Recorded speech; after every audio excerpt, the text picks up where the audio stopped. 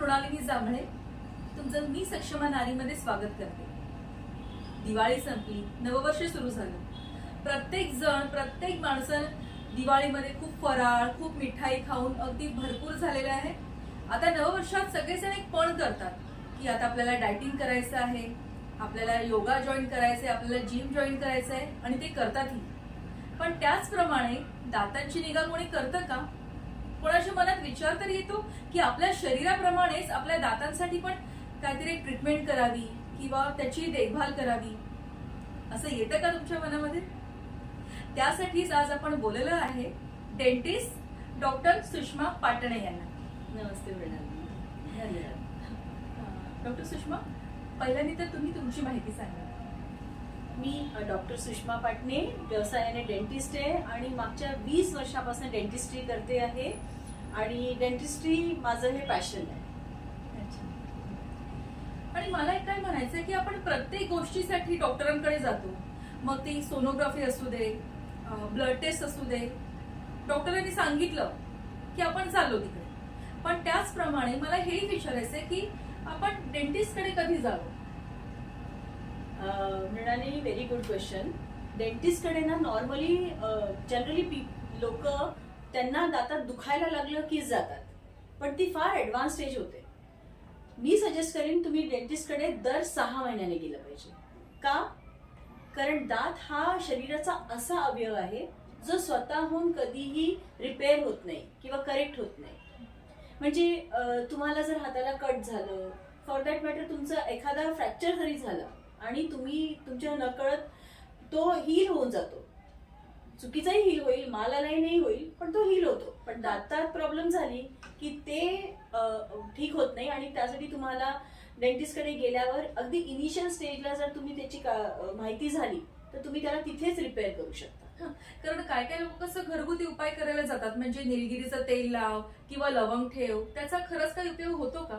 तात्पुरती तुमची दातदुखी कमी होते, पण परमनंट सोल्युशन नाहीये। परमनंट सोल्युशन तुम्हाला त्याला ठीक करणं, त्याला रिपेअर करणं, त्याला भरून टाकणं, कचरा जमा झाला असेल, अडकला असेल, त्याला स्वच्छ करणं, हेच सोल्युशन असतं। अच्छा अच्छा। पण काय आहे ना डॉक्टर की लोकांच्या मनात ना डेंटिस्ट बद्दल एक खूप भयानक भीती बसलेली आहे। म्हणजे त्यांच्या त्या मोठमोठ्या लाईट्स आणि मग डॉक्टरांकडे गेल्यावर ते मशीनांमध्ये टाकलं की तो ड्रिल मशीन सारखा मोठा आवाज।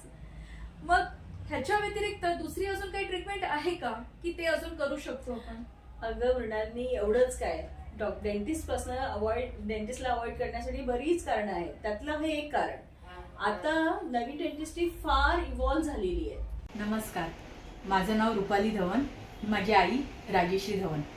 आम्ही डॉक्टर सुषमा पाटणे यांना गेली 10 वर्ष ओळखतो। आम्ही गोरेगाव वेस्टमध्ये राहतो। डॉक्टर सुषमा पाटणेकडून माझी ब्रेसेसची ट्रीटमेंट झाली। माझ्या आईला दात नसल्यामुळे तिला खाता येत नव्हतं, अजिबातच खाता येत नव्हतं। सो डॉक्टर सुषमा पाटणे यांनी आम्हाला ब्रेसेसचं फर्स्ट ऑप्शन दिलं। आम्ही ब्रेसेसची ट्रीटमेंट केली, त्यानंतर आम्हाला तिथे स्पेस मिळाला। सो डॉक्टरांनी अगेन आम्हाला इम्प्लांट सर्जरीसाठी सजेस्ट केलं। ठीक आहे, इम्प्लांट सर्जरी झाल्यानंतर ती जर्नी आमची कम्फर्टेबल होती, इतकी पेनफुल नव्हती जसं सर्जरी म्हणजे ऐकून वाटतं। आणि डॉक्टर सुषमा पाटणे यांनी आम्हाला खूप, म्हणजे आईला खूप त्यांनी हेल्प केली, त्यामुळे आईने पण असं सो आता आईला इम्प्लांट सपोर्टिव्ह दात लावल्यामुळे आई आता सगळं काही प्रॉपरली खाऊ शकते आणि ती खूपच हॅपी आहे ते इम्प्लांट सर्जरी केल्यापासून। सो आता तिला काहीच प्रॉब्लेम नाही आहे। शिवाय डॉक्टर मॅडमांनी, सुषमा मॅडमनी आम्हाला खूप चांगलं म्हणजे ॲडवाईस दिलेली about teeth cleaning and all. So मला रिअली इथलची फॉलोअप जर्नी, नर्स वगैरे फॉलोअप जर्नी त्यांची खूपच चांगली आहे। ते प्रत्येक महिन्याला आईला लाईक रेग्युलर चेकअपसाठी वगैरे फॉलोअप करायचे। प्लस मी म्हणजे डॉक्टर सुषमा पाटणे यांना नक्की रिकमेंड करेल। तुम्हाला खरंच काही प्रॉब्लेम असेल ते म्हणजे खूप छान ट्रीट करतात। इवन जर का आम्ही खूप घाबरतो, आम्हाला खरंच डॉक्टर सुषमा पाटणे खूप इझिली आणि खूप असं मोटिवेट करतात। खरंच त्यांच्याकडून ट्रीटमेंट करून घ्यायला आम्हाला खरंच आनंद होतो। आम्ही घाबरतो खूप, बट त्या खूप चांगली ट्रीटमेंट करतात। आता तुमच्या तोंडात जी आहे अगदी शेवटच्या दाताची हिरडीचा त्याच्याशी संबंध, एव्हरीथिंग तुम्ही स्क्रीनवर बघू शकता। इंट्राओरल स्कॅनर झाले आहेत, ते तुम्हाला सगळ्याच्या सगळं अगदी ईच अँड एव्हरी कोना कोपरा तुमच्या तोंडातला स्क्रीनवर दिसतो। आजकालचे इंजेक्शन्स पेन फ्री झालेले आहेत, म्हणजे तुम्हाला एक टोचणं सुद्धा जाणवणार नाही. त्यानंतर आधी आपण माप घेण्यासाठी तोंडात असं ओकारी आल्यासारखं व्हायचं, नॉशिया व्हायचं. आजकाल सगळं स्कॅनिंगनी तुमची मेजरमेंट्स होतात.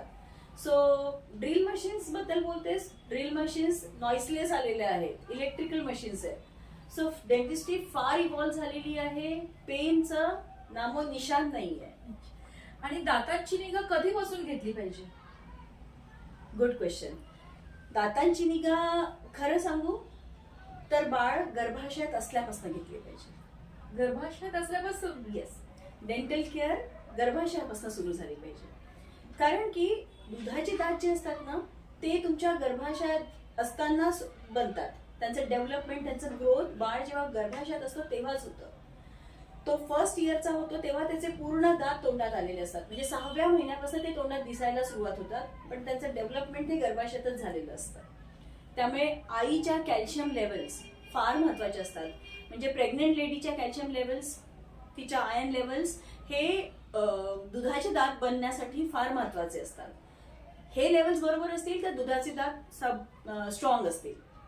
त्यानंतर फर्स्ट परमनंट दात तोंडामध्ये 6व्या वर्षी येतो.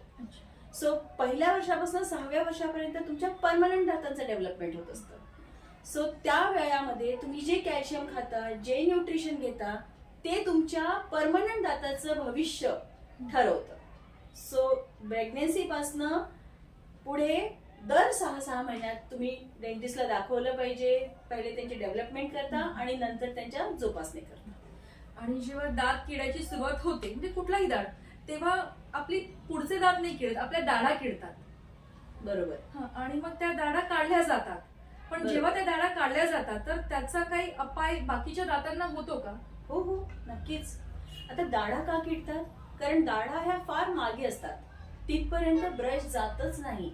आपण तसंही हमागमीच्या आयुष्यात जस्ट पुढचे दात स्वच्छ करतो. सो इथे एक टिप द्यायला आवडेल मृणालिनी. जेव्हा तुम्ही ब्रश करता तेव्हा ब्रश तोंड बंद करा आणि ब्रश आतल्या साईडला पुश करा. तुम्हाला मागचा एरिया म्हणजे दाढांचा एरिया डिस्टर्ब करायचा आहे, सो दॅट अडकलेलं खाणं निघून जावं. अच्छा, एखादा दात जर किडला असेल आणि तुम्ही ठरवलं की तो काढायचा आहे आणि त्याला रिप्लेस करणं हे तुमच्या प्रायोरिटीमध्ये नसेल तर लेट मी वॉर्न यू, असं करून तुम्ही शेजारचे 7 दातांना प्रॉब्लेम मध्ये टाकणार आहे भविष्यात. सो बिफोर यू थिंक की मला हा दात काढायचा आहे, तो मला पुढच्या 1 ते 2 महिन्यात रिप्लेसही करायचा आहे. आणि ती रिप्लेस करायची पद्धत काय राहील हे तुम्ही ठरवायचंय काढायच्या आधी, सो दॅट तुमचे शेजारचे 7 दात हेल्दी राहावे. आणि मला नेक्स्ट हे विचारायचं होतं की आजकालची जी लाईफस्टाईल आहे त्या लाईफस्टाईलचा आपल्या दातांवर काही परिणाम होतो का? हो, डेफिनेटली. आजकालचं जे खाणं आहे ते फार मऊ आहे. Forget about junk food. तुम्ही डे टू डे लाईफचं जे खाणं खाता त्याची पद्धतही वेगळी आहे आधीच्या काळापेक्षा आणि त्याची बनावटही वेगळी आहे. आधीच्या काळी आपण अख्खं फळ खायचं, झाडावरून तोडायचं आणि खायचं. तुझ्या आईने तुला कधी काप करून दिलेले आठवतात? नाही. कारण आधीच्या काळी जस्ट वस्तू उचलली की चावायची. आणि आपले जबड्यांचे स्नायू आणि जबडा हे बनलेच तेवढ्या फोर्सेससाठी आहे. They are made for hard food. So माझी इथे परत एक टिप राहील की प्रत्येकाने, स्पेशली पालकांनी, आपल्या मुलांना अख्खं फळ दर दिवशी एक अख्खं फळ, लेट इट बी पेर, तुमचं सफरचंद असू दे किंवा तुमचं ग्वावा असू दे किंवा तुमचं कॅरेट असू दे, अख्खं फळ कट न करता खायला दिलं पाहिजे. आणि मला डॉक्टर अजून एक विचारायचं होतं की जेव्हा लहान बाळांना दात येतात पहिले, ज्याला म्हणतात की हे दुधाचे दात आहेत, त्याची काळजी कशी घेतली पाहिजे? परमनंट दाता एवढेच दुधाचे दात महत्वाचे असतात. का? कारण दुधाचे दात हे तुमच्या परमनंट दाताचा पाया असतो. दुधाचे दात निघतात आणि त्या जागेवरती परमनंट दात येतात. सो जर दुधाचा दात किडला असेल त्याचं इन्फेक्शन परमनंट दातला जाण्याची पूर्ण गॅरंटी. मोर ओव्हर, दुधाच्या दातांनी बाळाची स्पीच ठरते, म्हणजे तो काय शब्द उच्चारणार आहे हे ठरते. पुढचे दात जर त्याचे किडले असतील आणि ते नाही रिप्लेस केले किंवा त्याला ग्रँटेड घेतलं की हे तर जाणारच आहे, परमनंट येणारच आहे, पण त्याच वयामध्ये बाळ बोलायलाही शिकतं आणि त्याचे शुद्ध स्पष्ट उच्चारण येत नाही, तो डेव्हलप होत नाही. हे दुसरं पॉइंट झालं. तिसरं पॉइंट, जर पुढचे दात नसतील दुधाचे तर बाळ तोंडाने श्वास घ्यायला शिकतो आणि त्याचा एअरवे पॅसेज नॅरो होतो, म्हणजे तो भविष्यात नक्कीच घोरणार आहे, त्याला स्नोरिंग ही हॅबिट लागणार. मी हे तर आतापर्यंत ऐकलं सुद्धा नव्हतं की आपल्याला कसं दाताचे डॉक्टर म्हणजे आपल्याला फक्त दात किडलाय मग तुम्ही अशी काळजी घ्या, मग असे स्वच्छ करा, असंच माहिती होतं. पण ही तुम्ही अजून खूप वेगवेगळी आणि खूप उपयुक्त माहिती देताय. तुला माहिती म्हणाल मी, आजकालची जी जनरेशन आहे जेनझी जी आपण म्हणतो, त्यांचे अक्कलदाडा मोस्टली पूर्ण येतच नाही तोंडामध्ये. अक्कलदाडा येतच नाही? हा, येतात, त्या बनलेल्या असतात पण त्यांना यायला स्पेस नसते. आणि त्याचं कारण आहे तुमचे नॅरो जॉज, म्हणजे जबडा तुमचा फुल लेंथ पर्यंत डेव्हलप नाही झालाय. आता तो जबडा फुल लेंथ पर्यंत डेव्हलप व्हावा म्हणूनच लहानपणापासून अख्खं फ्रूट खा, हे त्याच्यासाठीच आहे. जबडा जर ग्रो होईल, दुधाचे दात काढू नका. दुधाचे दात हे जबडा ग्रो होण्यासाठी सुद्धा मदत करतात. नवीन दात येण्यासाठी मोर जागा लागते. जेव्हा जबडा टू द फुलेस्ट डेव्हलप होतो तेव्हा तुमची अक्कलदाढ अकोमोडेट व्हायला पण स्पेस असते. त्यामुळे लहानपणापासूनच जॉ एक्सरसाइजेस अख्ख्या फ्रूटच्या फॉर्म खाल्ल्यामुळे होऊ शकतात. आणि मला नेक्स्ट प्रश्न असा विचारायचा होता डॉक्टर, की आपल्या भारतामध्ये आपलं मेडिकल इन्शुरन्स असतं, राईट? ठीक आहे, त्याच्यामध्ये आपल्या कुटुंबामध्ये 2 व्यक्ती असतील, 4 व्यक्ती असतील, तर त्या सगळ्यांचं मेडिकल इन्शुरन्स केलं जातं. पण दातांसाठी काही इन्शुरन्स नसतं. मग त्याच्यासाठी काय करता येईल? कारण समजा एकच व्यक्ती कमवणारा असेल आणि 4 जण असतील आणि ते इन्शुरन्स मग होतच नाही त्याचं, मग काय करता येईल त्याच्यासाठी? इंडियामध्ये डेंटल इन्शुरन्सेस अवेलेबल नाहीये. पण हाच प्रॉब्लेम, म्हणजे डेंटिस्ट्री अफोर्डेबल करण्यासाठी ऍक्च्युली एक अजून कारण आहे की डेंटिस्ट्री निग्लेक्टेड आहे, कारण लोकांना वाटतं की ती कॉस्टली आहे. सो ती अफोर्डेबल होण्यासाठी मी वैयक्तिकरित्या माझ्या क्लिनिकमध्ये माझ्या पेशंटसाठी फॅमिली मेंबरशिप कार्ड ही फॅसिलिटी डेव्हलप केलेली आहे.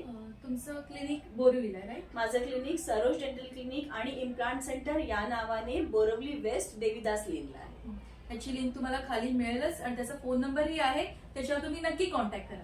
आणि अजून मेंबरशिप कार्डमध्ये तुमच्या फॅमिलीचे 2 ते 4 मेंबर्स रजिस्टर्ड राहतील. हा कार्ड 1 वर्षासाठी व्हॅलिड राहील. मी जास्ती बिलीव्ह करते मेंटेनन्स आणि प्रिव्हेन्शनवर. सो वर्षातनं 2 चेकअप तर व्हायलाच पाहिजे आणि म्हणून हे 2 चेकअप्स फॅमिलीतल्या त्या रजिस्टर्ड मेंबर्सला 2 ते 4 मेंबर्सला फ्री आहे, टोटली फ्री आहे. त्या व्यतिरिक्त बाकीच्या डेंटल ट्रीटमेंट्सवर 10% डिस्काउंट. अच्छा. आणि त्याचं काय EMI वगैरे असं काही? हा, सो ह्याच्या थ्रू EMI नाहीये, पण other than family membership card आम्ही EMI फॅसिलिटीज आमच्या पेशंटला देतो. जेव्हा हाय अमाऊंट ट्रीटमेंट असतात आणि सर्व्हिस मॅन असतात ज्यांना की सडनली एवढा पैसा क्रिएट करता येत नाही, त्यांच्यासाठी आम्ही EMI फॅसिलिटीज स्टार्ट केल्या आहेत, ज्या की तुम्ही 1 वर्षापर्यंतच्या दर monthly per month particular amount fix करून ऍज पर युअर रिक्वायरमेंट तुम्ही डिवाइड करू शकता. पण समजा आता कोणी EMI भरलाय पण त्यांचं वर्षभरामध्ये काही त्यांना गरज लागली नाही ट्रीटमेंटची, मग त्यांनी भरलेला EMI फॅसिलिटी वेगळी, ती 3री 4थी फॅसिलिटी आमच्याकडनं आहे की तुम्हाला ट्रीटमेंट हवी आहे हे तुम्हाला माहिती आहे, पण ती प्रायोरिटी मध्ये येत नाही, पण मला प्रायोरिटी मध्ये आणायचं आहे की मला हे ट्रीटमेंट करायचंच आहे. इन दॅट केस तुम्ही दर महिन्यामध्ये आमच्याकडे एक फिक्स अमाऊंट जमा करून ठेवू शकता. तुम्ही ज्या वेळेला आमच्याकडे ट्रीटमेंटला याल डेफिनेटली आम्ही त्यावेळेला तुम्हाला त्या ठरलेल्या अमाऊंटवर, त्या गोळा झालेल्या अमाऊंटवर कन्सिडर करून मे बी सम कॅशबॅक देऊ किंवा दुसरी फॅसिलिटी फ्रीमध्ये करून देऊ. सो अशा प्रकारचा तुम्ही रिटेनरशिप आमच्यासोबत रजिस्टर करू शकता. डॉक्टर सुषमा, तुम्ही खूप चांगली आणि खूप महत्वाची आणि खूप उपयुक्त, म्हणजे जी काय काय माहिती ती आतापर्यंत माहिती सुद्धा नव्हती, ती तुम्ही माहिती खूप चांगली सांगितली. त्याच्याबद्दल तुम्हाला खूप खूप खूप धन्यवाद इथे आल्याबद्दल. तुम्हालाही कॉन्टॅक्ट करायचा असेल तर त्यांचा नंबर खाली दिलेला आहे, त्यांना नक्कीच कॉन्टॅक्ट करा आणि तुमच्या दातांची योग्य ती काळजी घ्या. धन्यवाद. धन्यवाद. धन्यवाद.